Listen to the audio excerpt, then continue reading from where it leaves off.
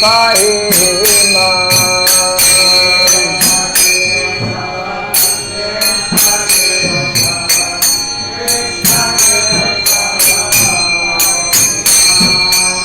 Krishna Kesava, Krishna Kesava, Krishna Kesava pahima.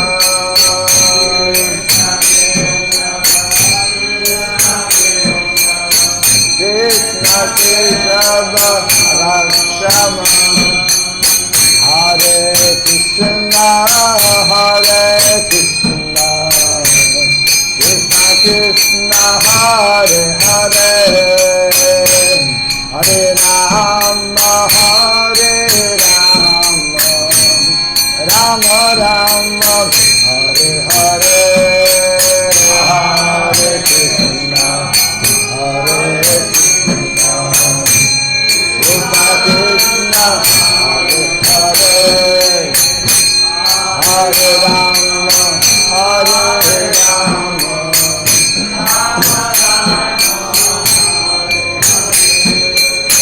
Hare Krishna, Hare Krishna, Krishna Krishna, Hare Hare, Hare Rama, Hare Rama, Rama Rama, Hare Hare, Hare Krishna, Hare Krishna, Hare Hare Rama, Hare Rama,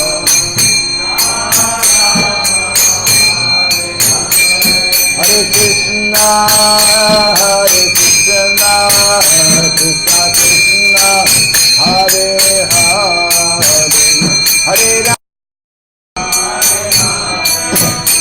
Hare Rama, Hare Rama,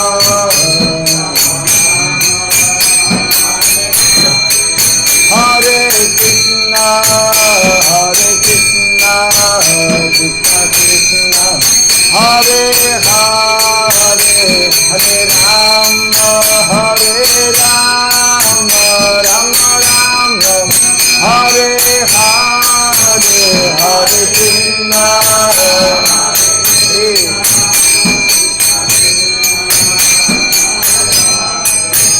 Hare Rama, Hare Rama, Rama Rama, Jaya Gaura Nitai, Gaura Nitai, Gaura Nitai, Jaya Gaura Nitai,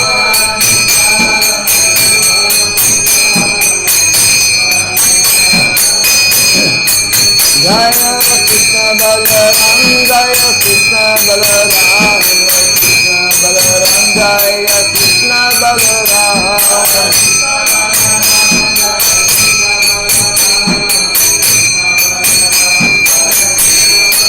Jaya Giri Govardhan, Giri Govardhan, Giri Govardhan, Jaya Giri Govardhan,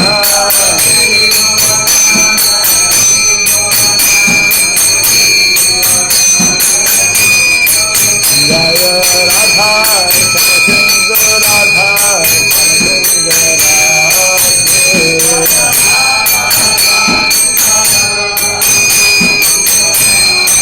Jaya Prabhupada, Prabhupada, Prabhupada, Jaya Prabhupada,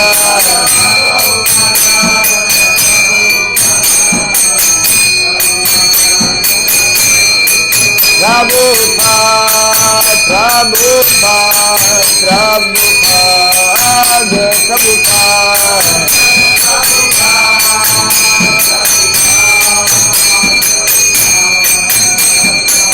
Jaya Jaya Prabhupada, Prabhupada, Prabhupada,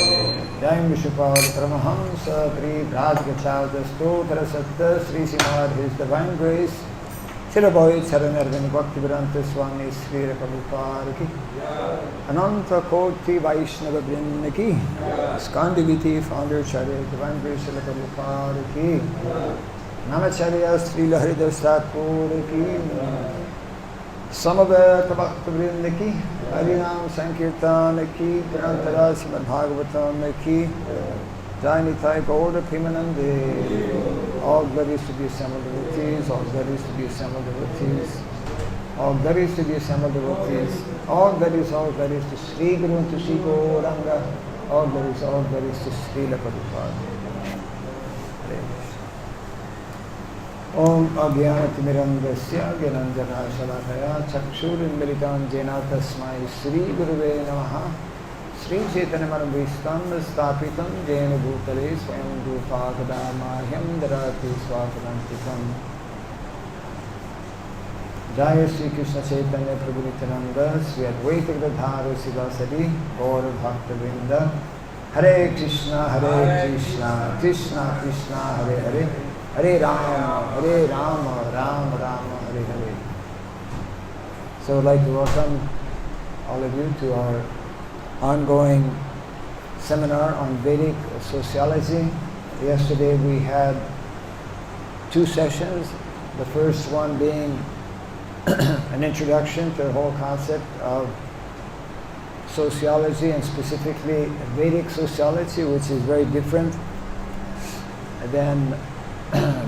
from modern understanding or modern concept of sociology.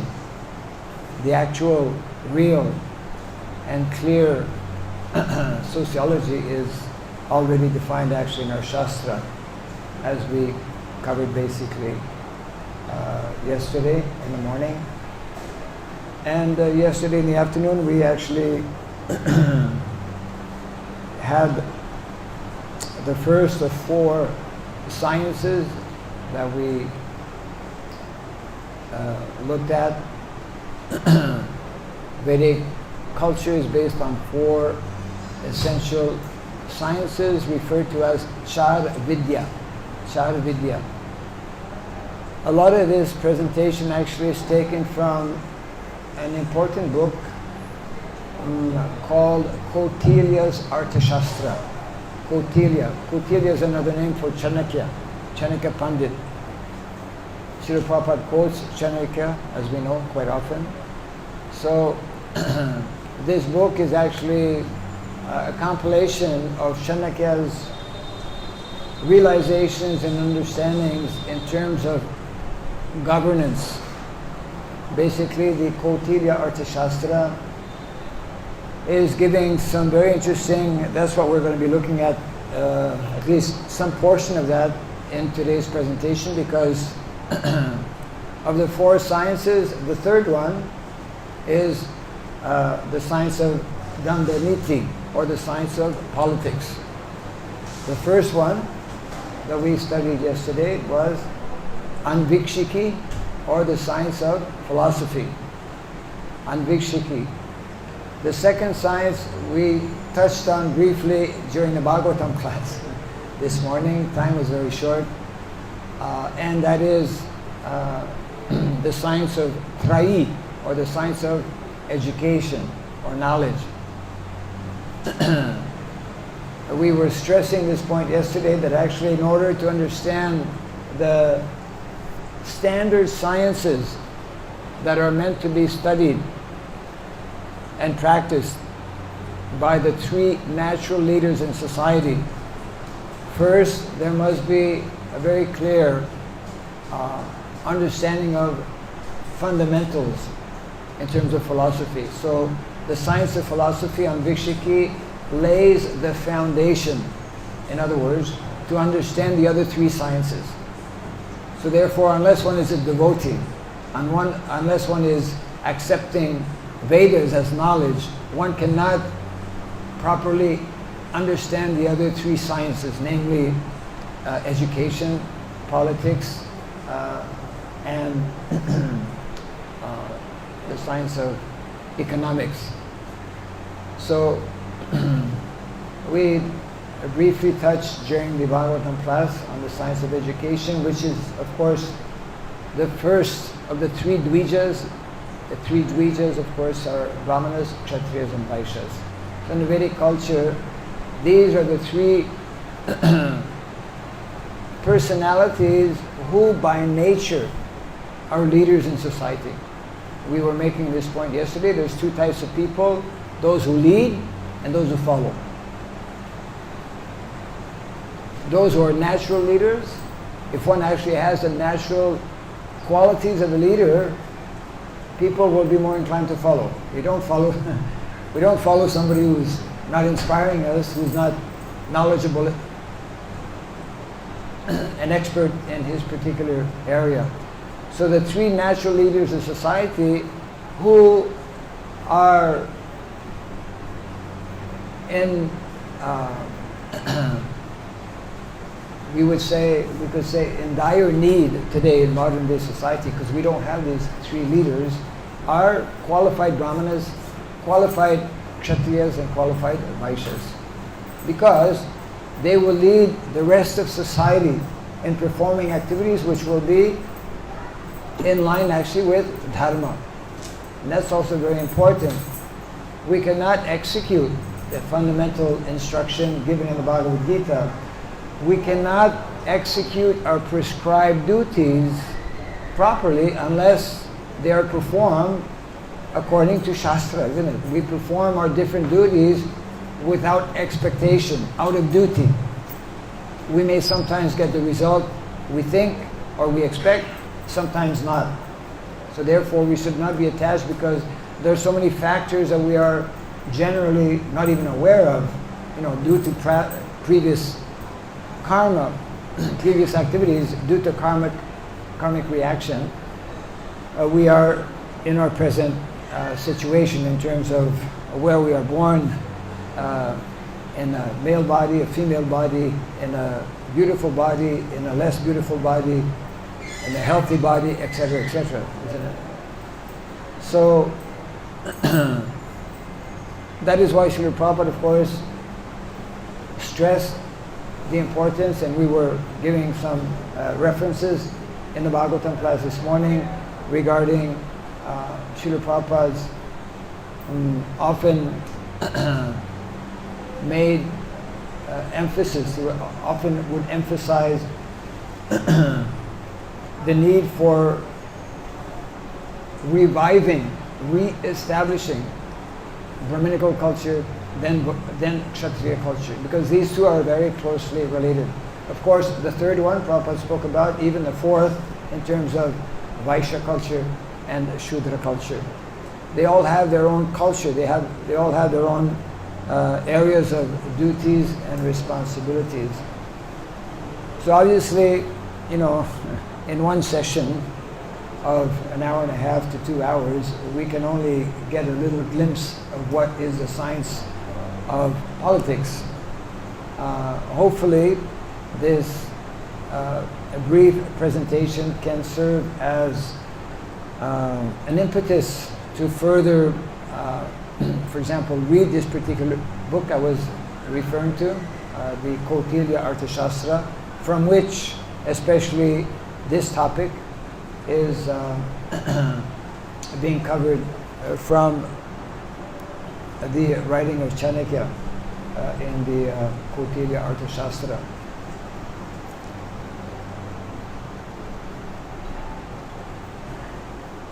So let's see how we can, science of politics. Because it's daytime and modern technology is best when we are in darkness. If it's dark, we can see nicely. So anyways, I have a nice screen in front here, but not so clear. Maybe you can close a few curtains possibly to try and get maximum. Yeah, I think that might help.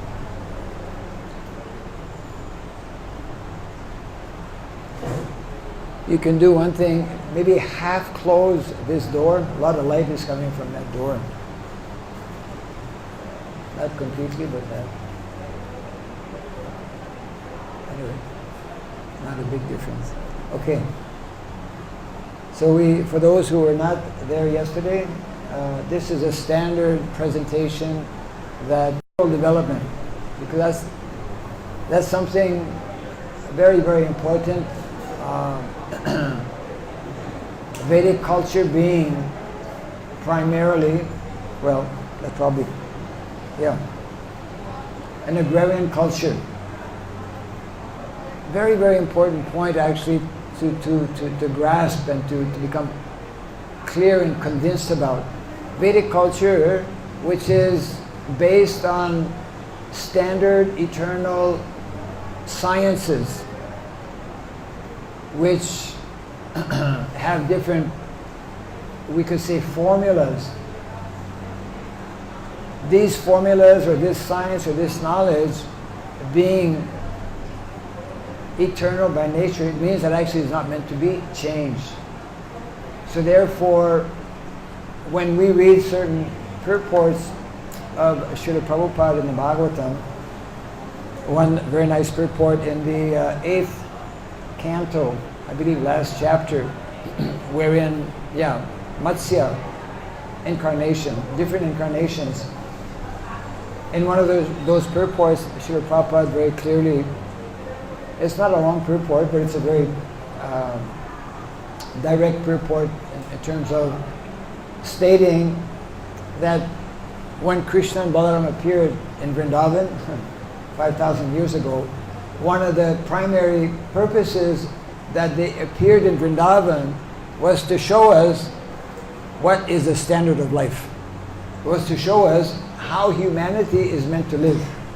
Means majority of people are meant to live in villages. This is a fundamental, basic point that modern day society, for example, is unaware of. Because you read any kind of different books of history and they will inevitably tell you that now we are progressing. We used to be in the villages, now we're in the modern cities. You see, but this is wrong. This is Kali Yuga propaganda. It's a deviation, actually. Modernization, urbanization, globalization, industrialization, and our fever for ever increased consumption. We are a consumer-oriented society, is actually based on adharma. The leaders around the world for the last 30 years, because they don't have this knowledge, they are plan making. Who has heard of Agenda 21? Okay. Well, Agenda 21 actually is something that was put together by different leaders of different countries after having their different summit meetings. And this Agenda 21 means the agenda for the 21st century. And when you read it, it looks very nice. But when, one who we have to see things, right? Through the eyes of Shastra Chakshu. Anyone, like Prabhupada naturally was expert in just seeing through things and seeing through people. So, just like Krishna mentions about the flowery language of the Vedas. So we have to see through whatever is presented to us, especially by non-devotees. So Agenda 21 actually is what the various leaders of the majority of countries around the world have projected for this first century. And part of that, a major part of that, is relocating people from villages, a systematic, planned program to vacate the villages actually. And it's happening under our very eyes. And Prabhupada spoke about this quite extensively this morning in the Bhagavatam class. I was referring to one statement made by Srila Prabhupada, wherein he mentions that modern day cities are hell. We have no business living there. And therefore, Vedic culture is promoting, just this slide before here, simple living and high thinking. Have you tried to live simply and develop high consciousness? It's very difficult in the cities. It's much easier in a more sattvic environment. Villages by nature are in the mode of goodness. Nowadays maybe less because the whole urban mentality, city mentality has totally infiltrated. So very, very important for us as devotees to grasp, to catch basic concepts and principles. And then once we know those, then we can see and understand things in a much better, much clearer way. So the content of this presentation, some references from the Srimad Bhagavatam, and just a brief review of Chad Vidya concept, because quite a few of our devotees today were not there yesterday when we introduced this. And this is a seed, 7 essential constituents, which are applicable both traditionally, and people from India who go to the West use these principles to make a successful business also. So in other words, these principles are Vedic, and they can be used even today, because Vedic actually means knowledge which is, again, not meant to be changed. And these are the 7 constituents, actually, just briefly, and we'll go over basically each one of them more in detail. By analyzing each one of them, we should begin to understand how, wow, not so easy to become a king, or to develop the qualities needed for a king or a minister. The second one actually is qualities of a minister, for example. I'm just putting them up here. Hopefully the 7th one also appears. Yeah, it might disappear also. We'll be analyzing these one by one, but let's begin with A on the top and some references from the Srimad Bhagavatam. So,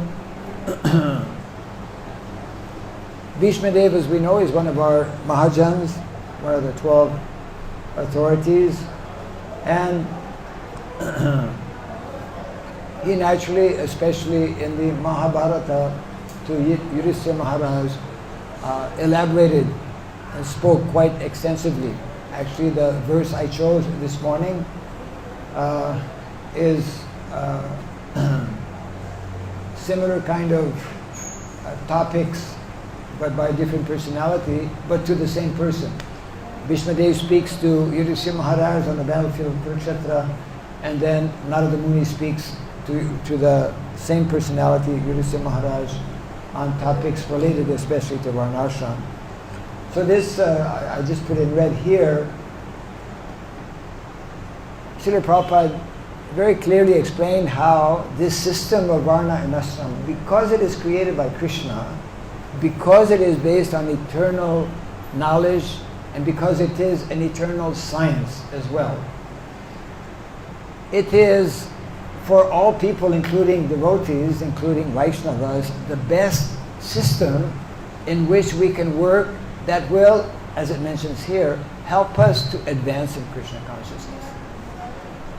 So, this is Srila Prabhupada's explanation on this verse, that the forecast and 4 orders of life, as planned by the Lord Himself, is to accelerate transcendental qualities. And we need actually to develop these different qualities in all of the varnas, as well as the ashramas.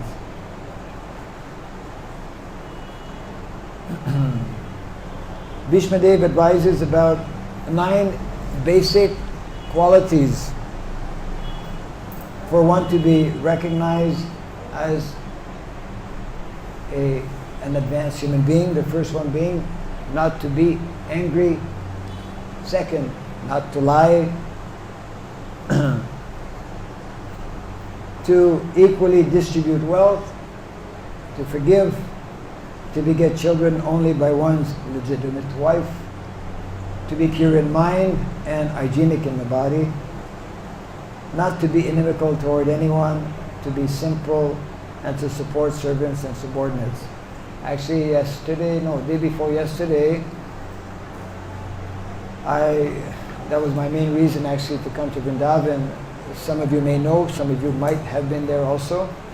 There was the official inauguration or opening of the Iskcon Bhagavat Mahavidyalaya,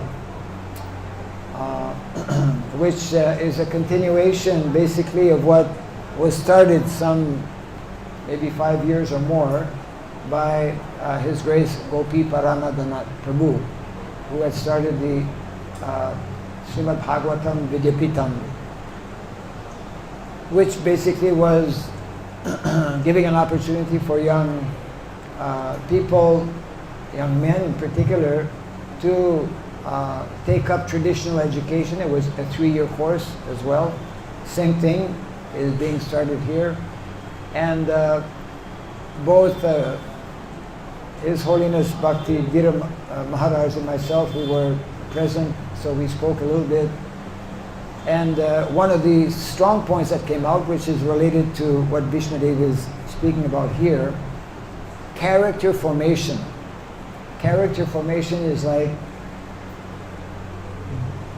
basic and most important, and even comes before learning subject matters, comes before academics, isn't it?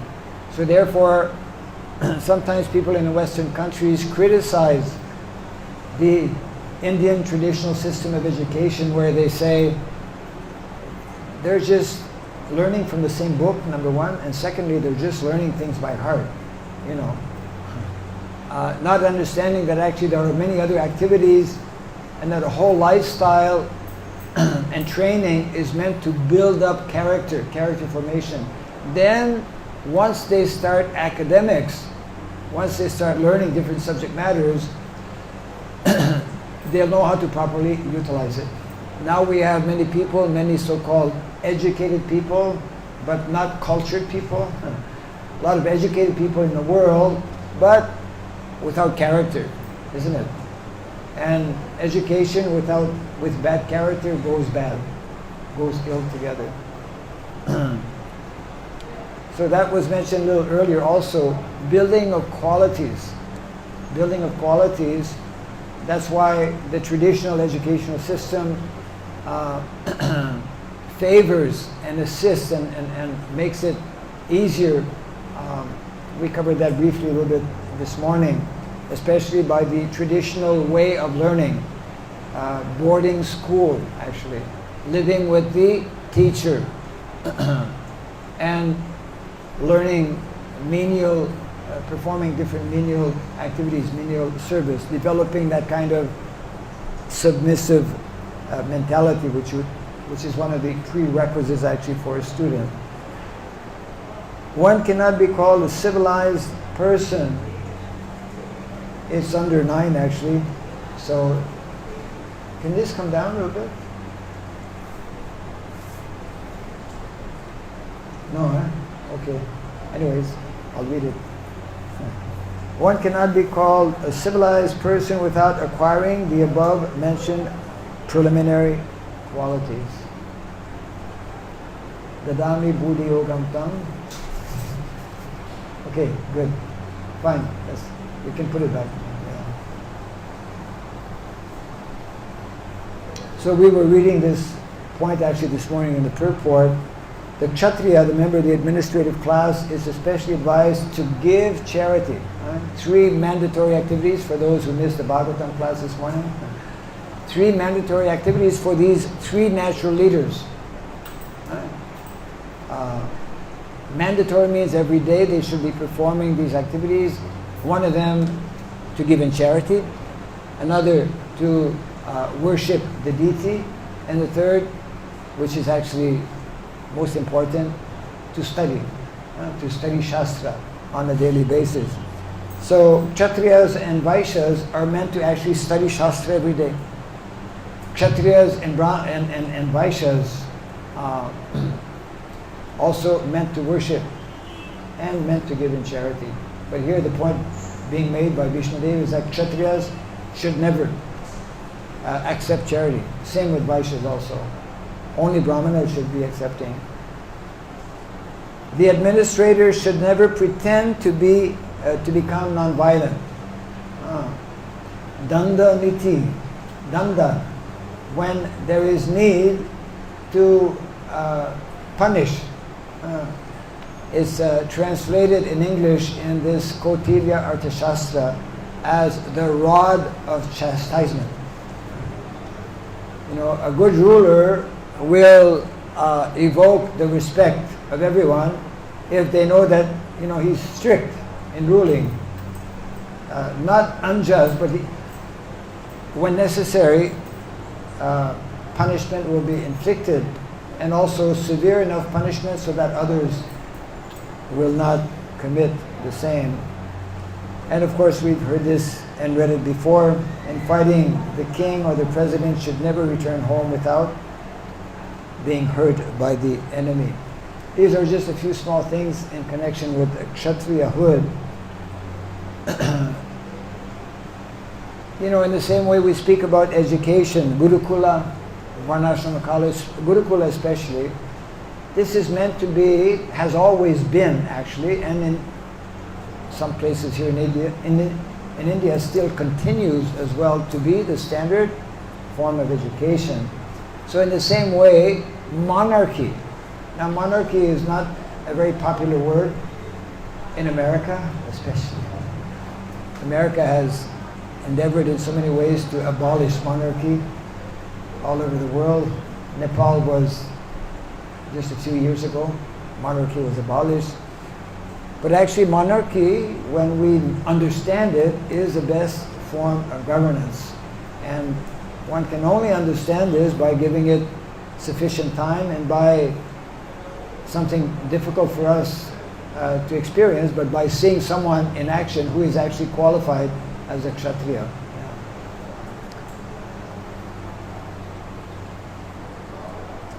So, just to give support to the, you know, that it is bona fide to study politics. It is bona fide to study economics. So Prabhupada gives these different references. By culture of such knowledge, the human society can attain perfection of life. Such knowledge means, just like here, well, in other places Prabhupada will speak about other subject matters. Reference to Sandipani Muni. We didn't go into this very much this morning, but this is one of the qualities of a student, to be submissive. Pranipat, tadvidi pranipatina pariprashnena sevaya. That one. So, this is in reference actually to Sandipani Muni teaching both Krishna and Balaram. And so we see here that, you know, this is being pointed out that he was very happy with them because they had the right mood, right mentality, isn't it? And then what he first taught them, see, this is something that is absent modern day education. You know, you have to accept the teacher that's given to you, and as a teacher you have to accept the students that are given to you. But that's not the case in Vedic culture. You have to test, and you have to yourself decide if you will accept these individuals as your students, isn't it? So then, okay, once a teacher understands this person is qualified to learn, the first topics being taught were the basic Vedic knowledge, means the basic philosophy. This is a theme we were mentioning yesterday also, how we begin with philosophy. One has to have the proper philosophy of life. One has to know what is life, what is the purpose of life, etc. That's why Prabhupada is so critical about modern leaders. They don't know what is actually the philosophy of life. So how they can lead? They cannot. They're blind. A blind cannot lead other blind people. So in addition to the Vedas, then the different extension or corollaries of the Vedas, like the Upanishads, and then Puranas as well. Then, of course, because they're Kshatriyas, after giving them the basic, then he will begin to teach them the art of Kshatriyahood from Dhanurveda, which is the established standard science, and the sixfold science of politics, which are mentioned here at the bottom. The sixfold political science are, yeah, it's good. You should continue to sit there and do that seva. Sandhi, making peace,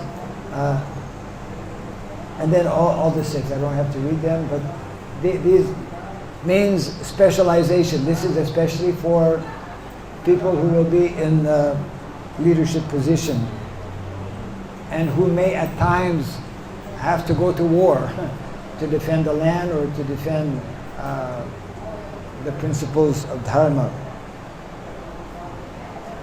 Okay, we'll just continue here. Just a few more references. After studying the basics in terms of Vedic knowledge and what is an extension of the Vedic knowledge, and then after studying Dhanurveda, Kshatriyahood, martial arts included, etc., like that, then these 64 arts, we've heard about these before, they're practically lost nowadays actually. Some of our devotees are trying to actually revive. Bharachandra Prabhu, for example, has written, some of you may know, a few books after doing extensive research, because very few people are actually practicing these arts and sciences, but they're very, very important. And then, of course, after finishing their studies, then there was no tuition fee to pay. That's a special feature of Vedic culture. It is free education, and then at the end one gives some Guru Dakshina. So Prabhupada again just making reference to these different sciences, which when connected with Krishna, they are bona fide sciences. And I was trying to make the point this morning in the Bhagavatam class that actually our society, especially because Srila Prabhupada has given us that responsibility, it's an integral part of what we are meant to do as a society. Our brahmanas must know these different sciences in order to teach them and in order to train individuals who will become qualified, competent to take up these different roles and responsibilities. So in other words, brahmanas don't only teach about exclusively spiritual subject matters. They also teach about subject matters which may be of a material nature, but when connected with Krishna, as we know, they are authorized, bona fide, and then needed, of course, in order for society to function. Yeah, so everything, politics, sociology, religion, philosophy, science, etc., is there in the Srimad Bhagavatam. That's an additional reason why the Bhagavatam is the basis of our studies, and why all of our acharyas have given it its prime importance. Yes.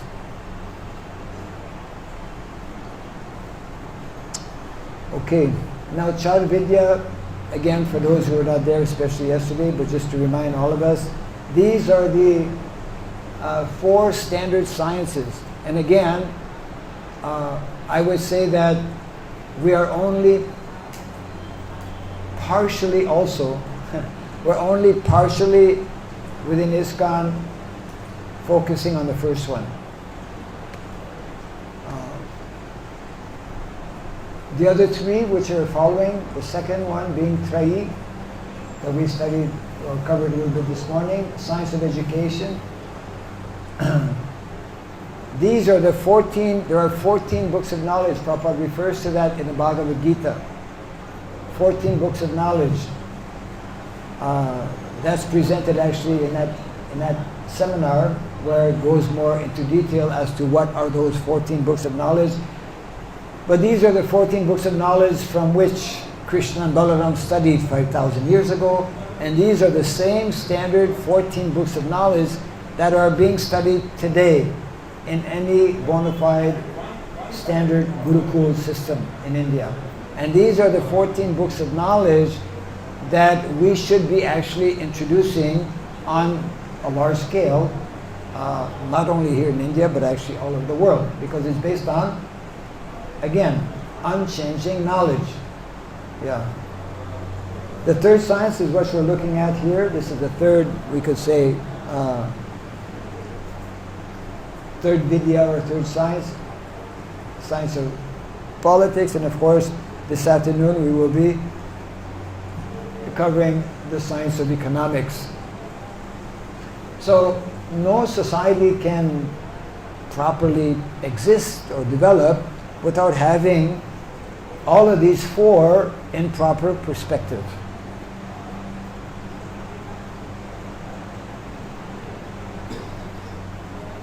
And because in modern day society, basically these four are missing, and that is why Srila Prabhupada was so often referring to modern day society as being totally misdirected.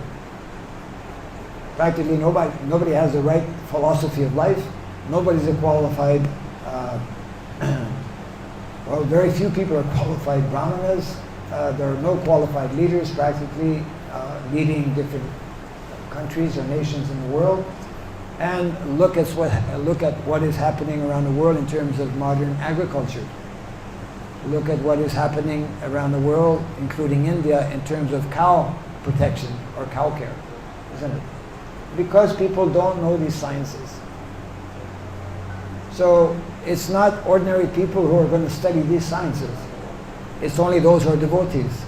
And amongst devotees, only those who have that natural inclination or ability to go deeply actually into these subject matters, because they are science. It's a science. It takes many years to actually master the subject matter. Yeah. So these are some of the books actually that, and there are more, from which anyone who wants to learn about the science of politics, the first one we already mentioned. Then there is what is called Viduraniti, the teachings of Vidura. There's the teachings of Vishnadev, of course, that are there within the Mahabharata. Dhanurveda was mentioned a little earlier, Chanakyaniti, and there are many more. Whoops. Hare Krishna. Some defect with the machine. Who's the operator? Okay, we're back. So these are the three main focuses in terms of Kshatriyahood, Raksha, protection. And protection includes protection, physical protection. That's why if the neighbors attack your country or your village, you have to defend with weapons. And that's why Kshatriyas like Arjuna were there.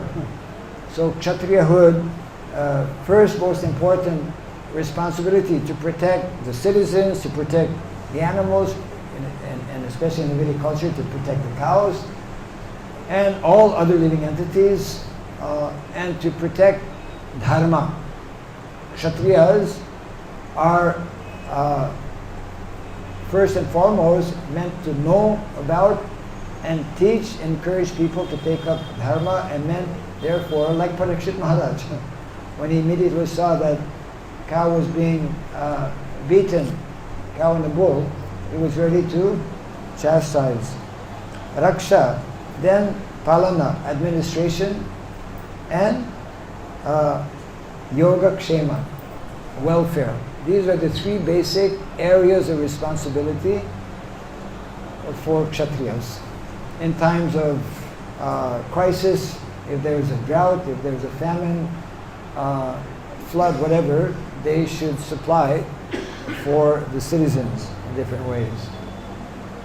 So we hear about good government actually only in our Shastra since Kali Yuga, and that's one of the reasons why most people have very negative thoughts about monarchy, because all that we have seen in Kali Yuga basically has been bad monarchy, isn't it? But there is such a thing as good monarchy, and it can only happen, however, when individuals are properly trained to take up that responsibility. Now we're coming to these 7 essential constituents. The king, the minister, the kingdom, the fort, the treasury, the army, and the allies. This is very scientific, very practical also, and we will see how it applies even in modern day society. And now some intelligent young people from India who have gone to America have used these same principles in their organization and have become very successful. Yeah. So we're just making this comparison here. So in terms of the state, in terms of the traditional Vedic, let's say, nation or kingdom, there was a king. In any organization, there has to be one top person, leader, isn't it? So it has to be a qualified leader. We will see afterwards what are actually the qualities for such a person, for a leader. There are many. You might become a little discouraged by seeing the list in a few minutes. So the king, naturally a king to be effective needs to have a right-hand person. That's his minister. Someone, again, many specific qualities are there for one to be a qualified minister. And of course, an ordinary organization means a good manager. Any leader has to have a good manager to execute his ideas, his thoughts, isn't it? Then kingdom. Kingdom is compared to market. You need to have a market. You have a business, you have a product to distribute or to sell, you need a market. The fort means office, treasury, naturally, finances, money. The army means you need to have people who will execute your orders, who will be out in the field. And there are 7, yes, now's the time. The allies. And you know, business people are always contacting people, having, you know, lunch with potential customers or whatever, making friends, these are, again, basic principles that we can apply in practically any organization or activity that we may be performing. So this Kautilya Arthashastra then goes into detail in terms of these 7 constituents. We may not cover all of them because it's quite elaborate. As you will see, the most 2 important, well, they're all important, but especially the first 2, king and minister. Yeah. So the king has to have the following. He has to have 14 specific qualities. They're referred to as qualities of one who is easily approachable. I don't have the Sanskrit, but that's how it comes out. Second, he has to have good intellect. He has to have 8 specific qualities in terms of intelligence. Then he has to be energetic, 4 specific qualities. And then, don't get discouraged, 22 personal excellences. So if you count this, I counted it for you, it's 48. To become a Vaishnava, there are only 26 qualities.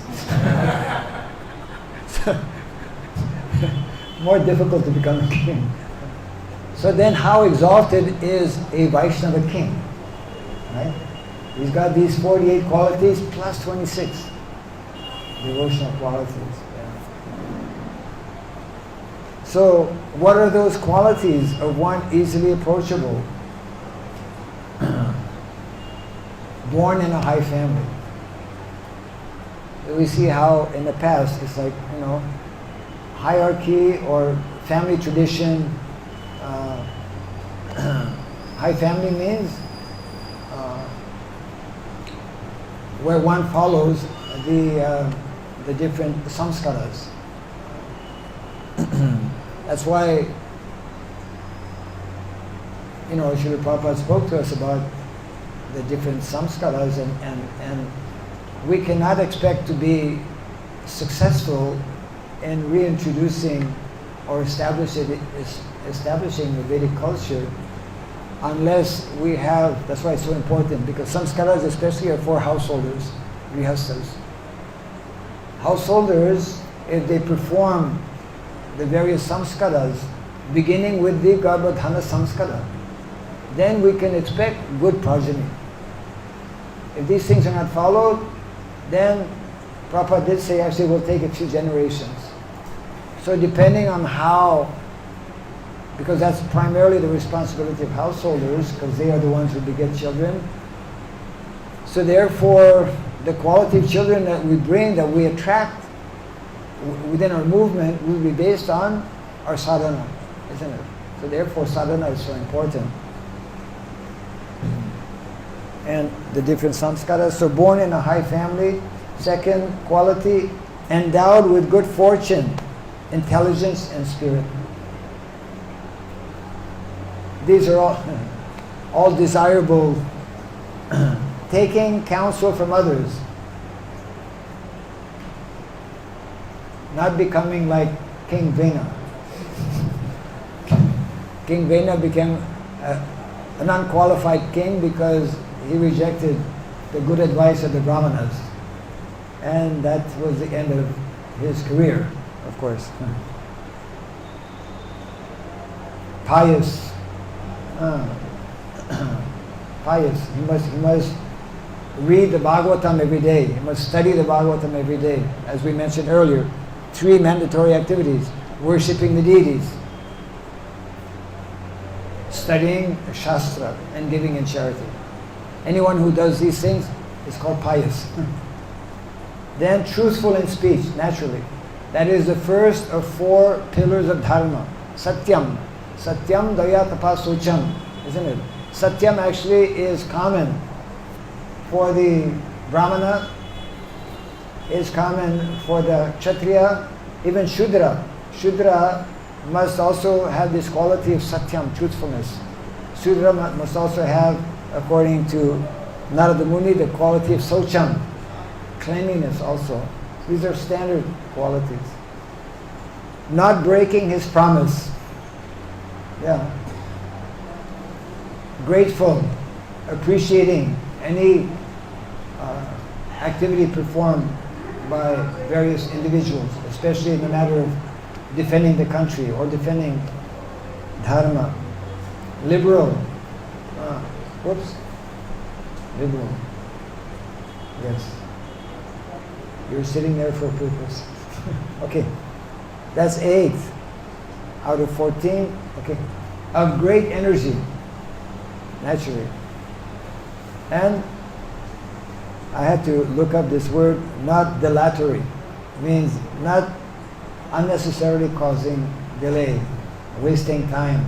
As probably. Don't waste time. With weak neighboring princes. Of course, that's not in one's hands, but if one has weak princes surrounding, then that's an asset. Resolute, not having a mean counsel, naturally. You want to have good people advising you, supporting you, and desirous of training. It reminds me of when the Pandavas were in exile.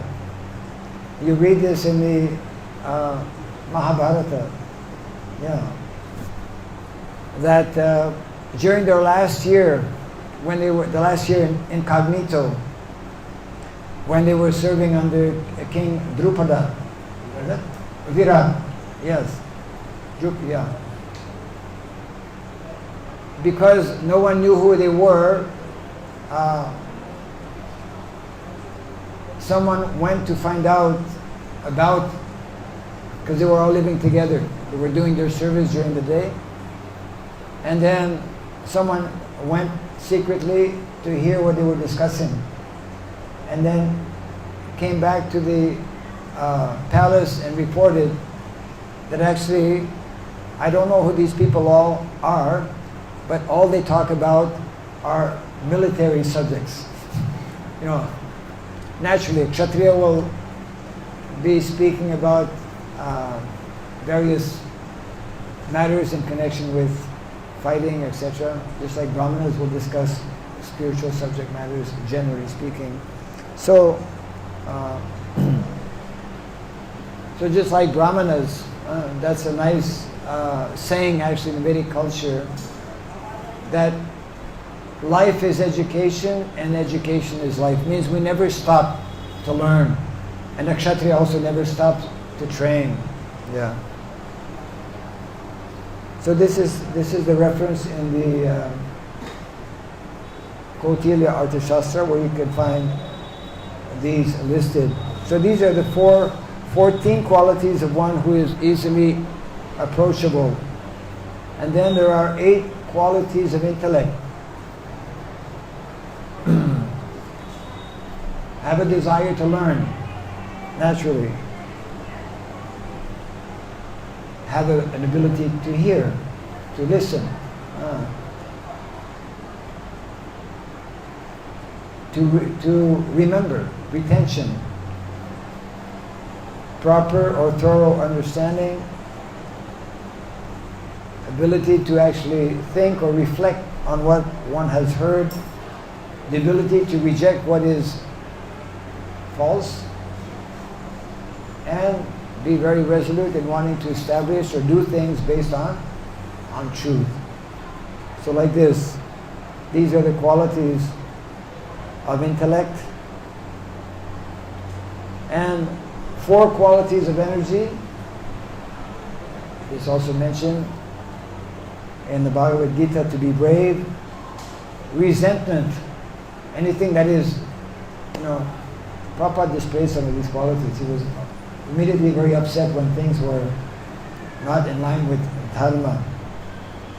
Quickness, yeah. And dexterity, very expert. And these are the 22 personal qualities. Eloquent, bold, endowed with memory, intellect, and strength, exalted, easy to manage, trained in arts, and free, naturally, free from vices. It goes to the next. Able to lead the army, able to requite obligations and injury in prescribed manner, possessed with a sense of shame, able to take suitable action in calamities, seeing long and far, attaching prominence to undertakings at the proper place and time, being expert in Kaladesha Patra, and then able to discriminate between peace and fighting, which is very important. Sometimes one should not fight. One should know when to or not to fight. Yeah. Continuing here, the 15th quality, observance of conditions and striking at the enemy's weak points, well guarded. So therefore the fort is there, not laughing in an undignified manner. Some of these are quite interesting. With a glance which is straight and without a frown. devoid of passion, anger, stiffness, fickleness, troublesomeness, and slanderousness.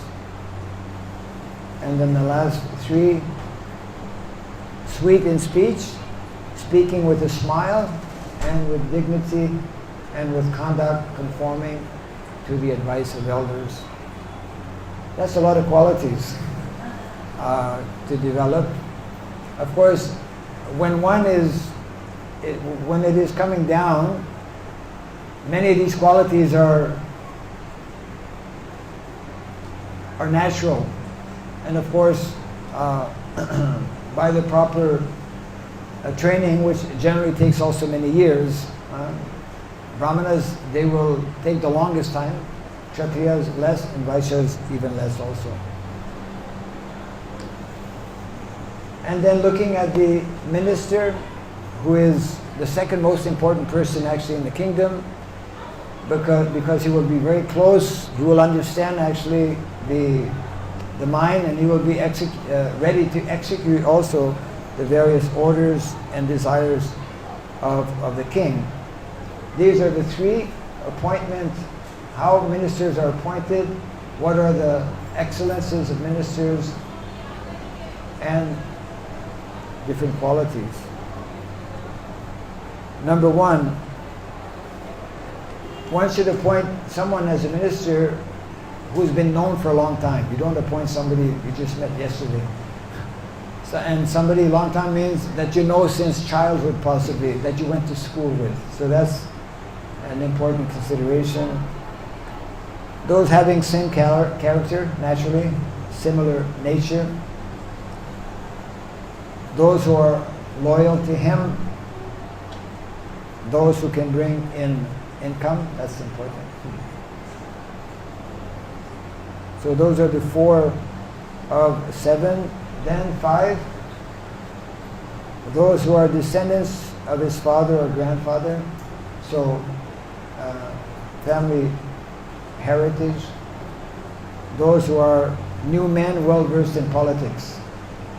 So in other words, qualified people, surrounding oneself with qualified people, and those who are capable of doing work. These are the 7 traits for someone in terms of minister. And then 20 excellences of a minister: native in the country, of noble birth, easy to hold in check, trained in the arts, possessed of the eye of science. One more actually, yeah. And naturally, having good intelligence. The 7th one, persevering. And then a few more: dexterous, eloquent, bold, possessed of ready wit, endowed with energy and power, able to bear troubles, upright, and that was the last one actually, upright. Yeah.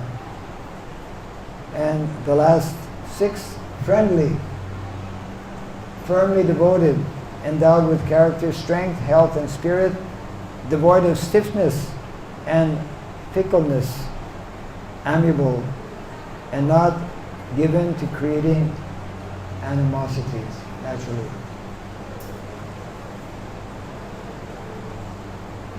And the last section, in terms of minister, 8 qualities.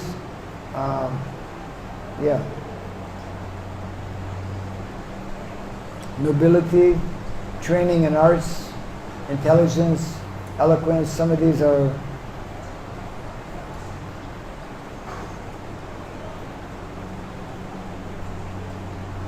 uprightness, character, like that. Actually, all of those can be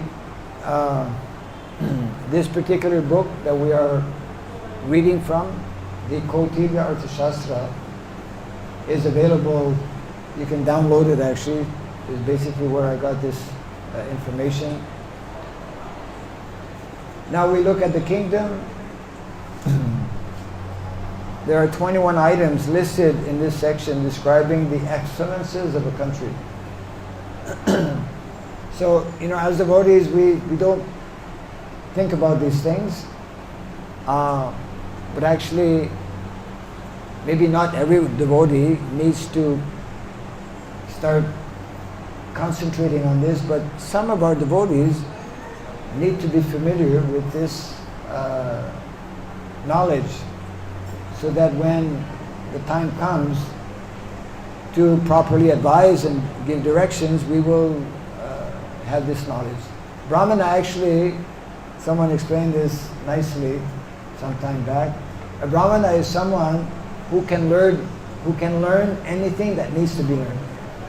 If there's a need to learn one particular science or art, he has the ability to do that.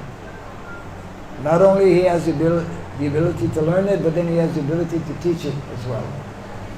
So therefore Brahmanas are rare in society because they need to have these natural qualities where they can learn all kinds of different arts and sciences, and where they can teach persons actually to become kshatriyas, where they can learn and teach people to actually become proper farmers. All of these different sciences are actually written by sages. We were talking yesterday, someone was asking a question about Shruti and Smriti Shastra. And we were explaining how Shruti actually is directly coming from the Supreme Lord and is dealing especially with spirituality, spiritual subject matters. The spiritual tattva. Whereas the Shruti section, the Dharma Shastras, also within Smriti are the Dharma Shastras, where all kinds of information that are given to us by self-realized persons, sometimes revealed also by, some sciences sometimes disappear and they need to be again reintroduced in different ways by sometimes personalities who are not even on this planet. So the point being that actually Shastra, which is meant to be especially studied by the Brahmanas, is giving us all of this detailed spiritual knowledge as well as material knowledge. And the point I'm trying to make is that it is the responsibility of Brahmanas to study both, not only the spiritual dimension. And we could make the following observation.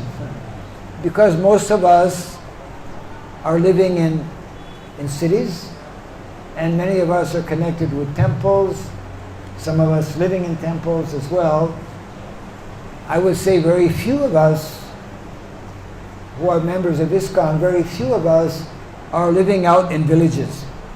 Very few of us are having to deal with what is meant to be the more natural lifestyle. Most of our devotees, as we know, are living in urban areas. But we're not dealing with what is meant to be the natural components of society.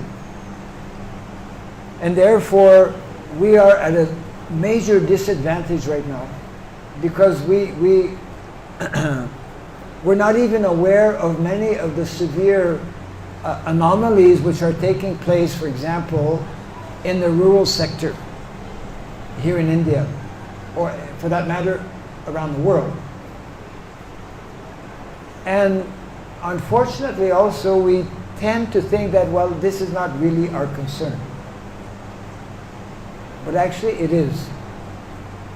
It is for the mere fact that not only we should be concerned about Krishna as a Supreme Personality of Godhead, but we should also be concerned with what is connected with Krishna, especially with what is dear to Krishna.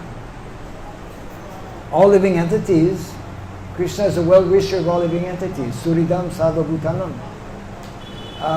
Cows are, we know from Shastra, very, very dear to Krishna. We should therefore be concerned about the condition of cows. Mother Bhumi,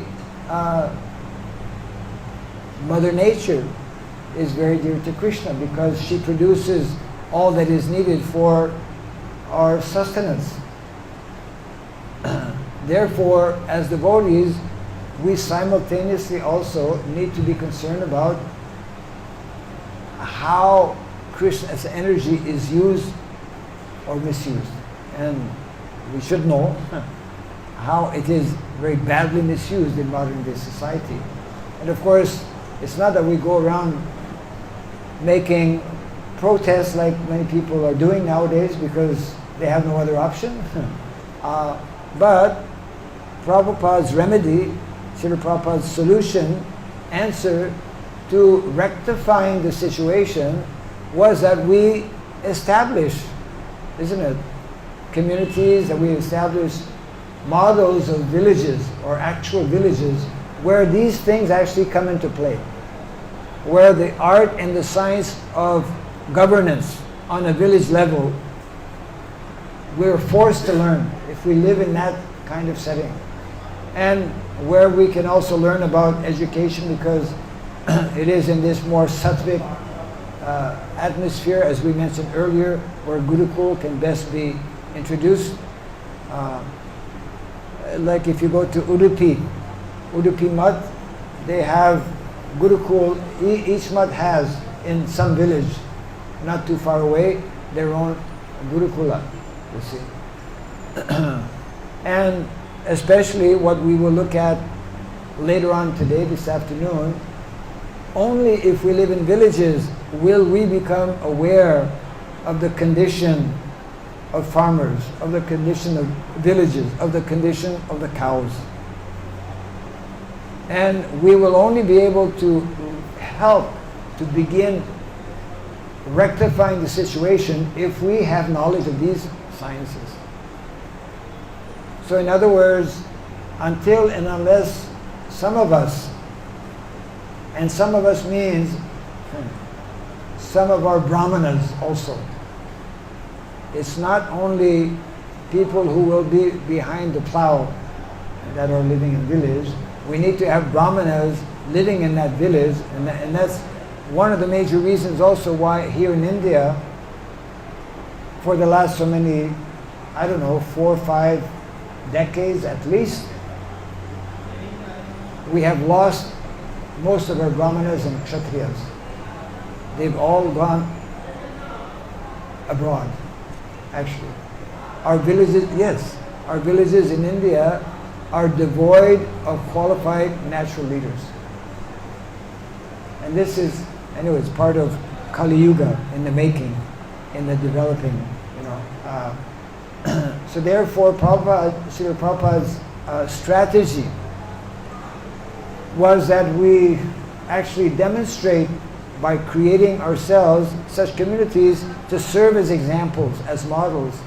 And then ultimately, on the larger scale, it's not our responsibility as a religious organization, but if we learn this art of kshatriyahood, if we learn this science of politics and what is involved, we'll be in a position to actually guide people, maybe at the village level, or at the state level, and ultimately at the nation level, how to properly direct and guide society. So these may seem like a lot of just facts, or just a long list of different qualities here, but we should understand their importance. Just continuing a little bit here, we'll go over this quite fast because we're not even looking at villages. I mean, we're not in villages as such. I think what is mentioned here, I tried to explain just a few minutes ago. Yeah. So what are those, what are those 21 excellences?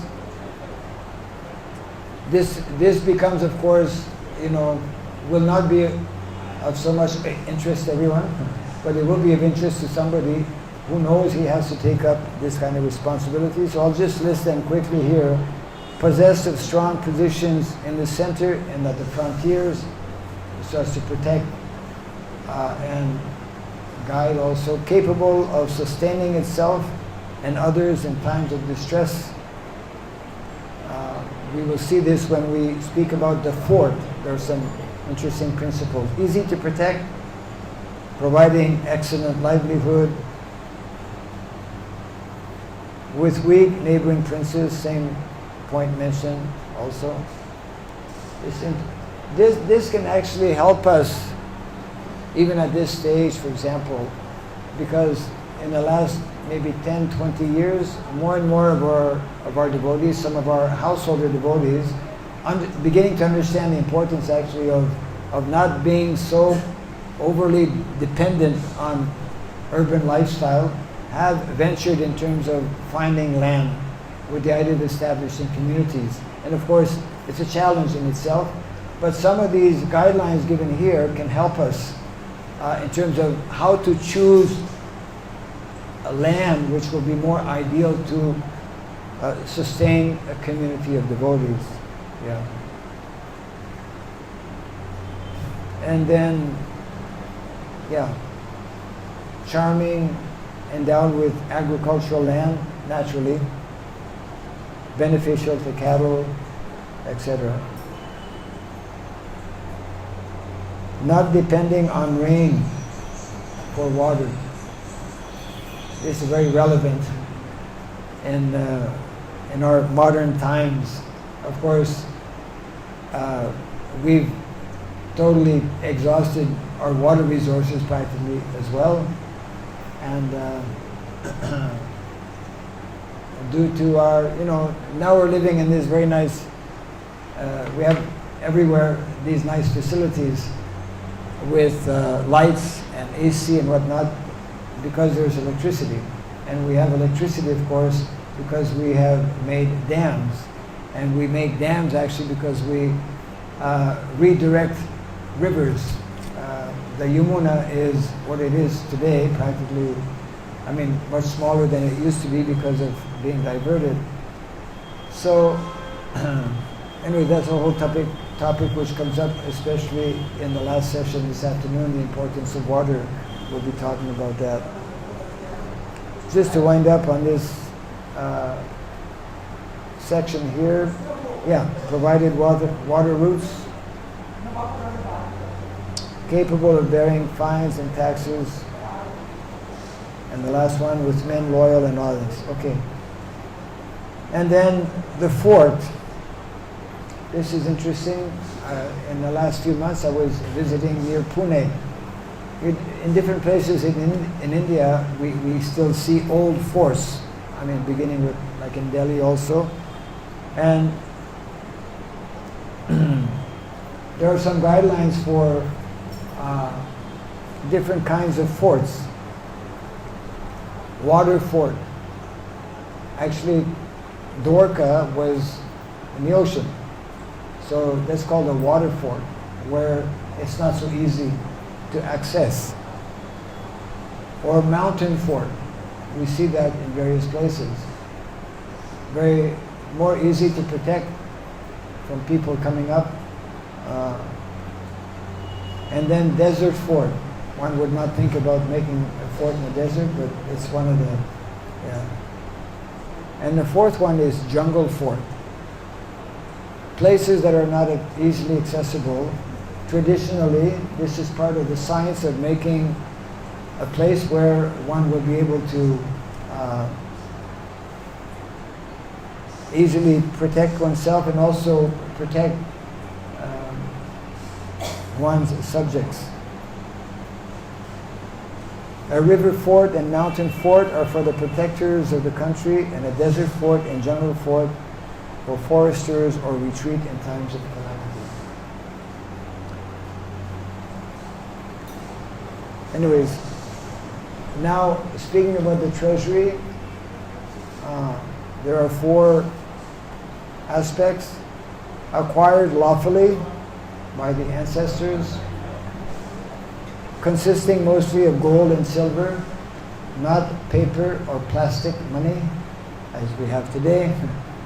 Prabhupada spoke about this quite extensively also, and this is one of the root problems of our global economic problem today, isn't it? We have false money. We have a false economy. We have an economy that is in great danger, an economy that can actually collapse any time. And because the majority of people, more and more, including the majority of our own devotees, are dependent on this unreliable system, artificial economic system. So that's why Prabhupada, he wrote, I'm sure you've read before, our Iskcon, our society is meant to be a society separate from what is going on in the world. We should not be dependent on something that at any moment can and will crash. And Prabhupada would quote his spiritual master, I'm sure you've heard this before, who would say that whatever money you collect today, spend it. Don't just keep it in the bank, because it's already happened in different countries. Money can become overnight worth nothing. And then, of course, part of real treasury is jewels. That would withstand a calamity even in a long duration in which there is no income. And of course, that's why the importance of land was there, because land, Prabhupada used to say, if you want to invest, if there are any investors here, Prabhupada gave nice instruction. If you happen to have extra money, and if you want to invest, there are what are the 2 best investments as taught to us by Srila Prabhupada? Land is one of them. And the other one? Land means cows also, land and cows. The other one? No. Prabhupada said books. Invest in books, printing books, because the knowledge in the books will always be there. And in the land, if the land is properly cared for, you can always grow things. So land and books were specifically the 2 things that Prabhupada mentioned. And then the army, 11 aspects in terms of the army. I'll just list them here, you can just read them. Constant, obedient, etc. Whoops. Yeah.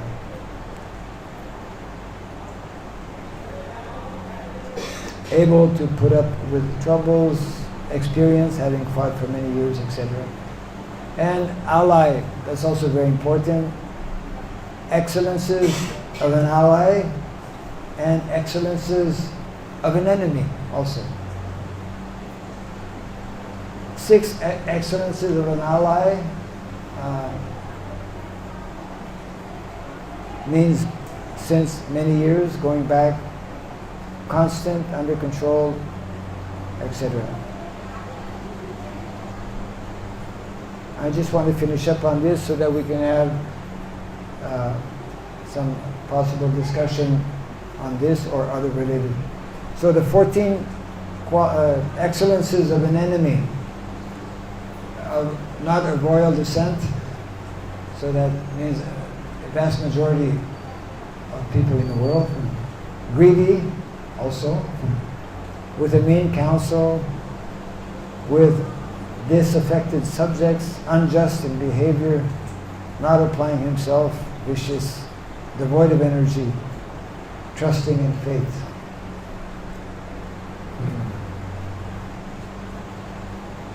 And the last 4, doing whatever pleases him, etc. So this gives a little bit of an overview of what is written actually in this one particular book, and there are other books, as we mentioned, that deal with the subject matter of governance. So governance actually means leadership. Of course, within our society, it's not that we neglect leadership completely. We do have courses at times. We have our Minister of Communication, Anutama Prabhu, gives courses actually on leadership courses, which is of course good, beneficial. But leadership, when we look in this larger context, introduces us to all kinds of other aspects or dimensions that we generally don't think about. And I would say that it's only when we come to the context, or when we begin to understand the whole, social dimension or social aspect of what society is meant to be, how society is meant to be developed in terms of varnas and ashramas, or in terms of varnashram, then these things actually become more, I would say, more real, more relevant to us. And again, this is meant to be primarily of interest to those who are more Brahmanically inclined. And it will only become a reality, or more of a reality, when we step out a bit more, I would say a lot more, of our generally, we could coin it as the kind of ecclesiastic role or aspect that we are generally portraying to people. Just like our ministry, we go in the villages, we have a vehicle that has written there, Iskcon, promoting rural development, and many people are surprised. We didn't know that Iskcon for us means you guys having nice big temples in Vrindavan, Mayapur, and then, Delhi, you have big. Iskcon means big temples. Iskcon doesn't mean villages, or people don't relate or don't see us. But it's a very important dimension. As of late, we've been, some of our members, myself included, have been giving presentation in some of our city temples. And it's very interesting actually, because many of our devotees have not heard this aspect, so to speak, and our message, our strong message actually to our devotees in the cities is that each one of our city temples needs to actually have a department that will be especially focused on helping in terms of rural development. It is everyone's responsibility to be aware of how Srila Prabhupada envisioned Iskcon to actually be introduced, and how Iskcon is meant to be helpful in re-establishing our Vedic culture as it is presented in our Shastra. So I will stop here, and if there are any comments or questions, we can spend a few minutes on that.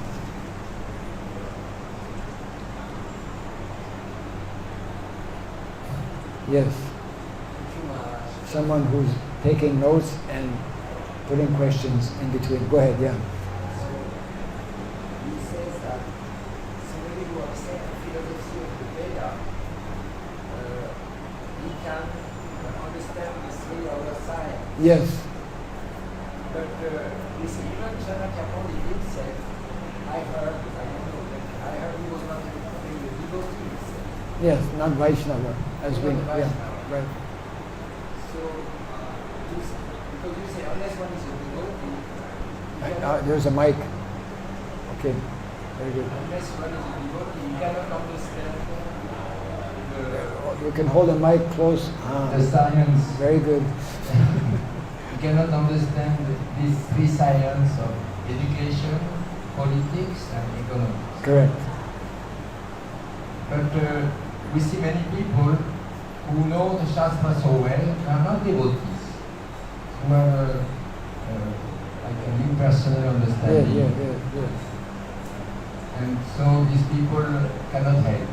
Does it mean that I'm a little confused because Chanakya Pandit himself was not also a devotee really, was not a Vaishnava. Yes, but he had basic knowledge of these four sciences. He knew that these four sciences are what is the basis or what makes up a society, what makes up, because it is a standard. We've been spoiled. As Vaishnavas, we are spoiled in that, you know, we have been introduced to the higher and more profound dimensions, especially in terms of philosophy. You know, like many people, as you rightly mentioned, they know the Vedas. They can quote so many verses, and but they don't know about Krishna. Majority of Brahmanas in the world, in India, don't know actually that Krishna's tu Bhagavan Swayam. They are studying. Brahma means to study the science of Brahman. But the majority of people who are Brahmanas, the majority of people who are sannyasis, they are not Tridandi sannyasis, they are not Vaishnava sannyasis. They are Mayavadis, as you point out. But they know the basic components of what is Varnashram. And that's an additional reason. Somebody was asking that question yesterday, I believe. What is the actual meaning of this word Daiva? Why do we add Daiva to Varnashram? Isn't Varnashram sufficient in itself? And of course, the answer is that it is quite recent, from the time of Srila Bhaktivinoda Thakur, that this Daiva word has been connected actually with Varnashram to give Varnashram its full meaning in terms of being ultimately the perfection of Varnashram is to bring one to bhakti, is to bring one to the realization and understanding that Krishna is the Supreme Personality of Godhead, and each member of the four Varnas and each member of the four ashramas are meant to perform bhakti, devotional service.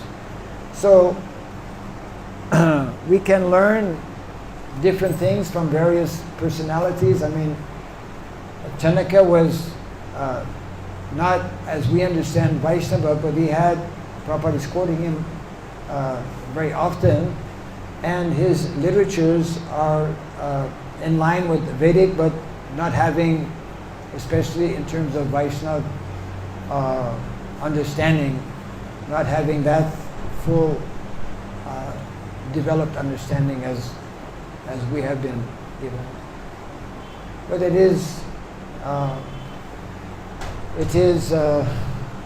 when we take his basic divisions, they are the same divisions that we find as explained by Vishnudev, by Narada Muni, and therefore the depth of understanding from personalities like Vishnudev and Narada Muni, who are part of our 12 authorities, 12 Mahajans, is much greater than that of Chanakya. Yeah. This Sharavidya concept just happens to be in the beginning of this book I was referring to, and of which pretty well all of this is coming from, in terms of the Kautilya Arthashastra. So we should take from there only what will be in line with other writings.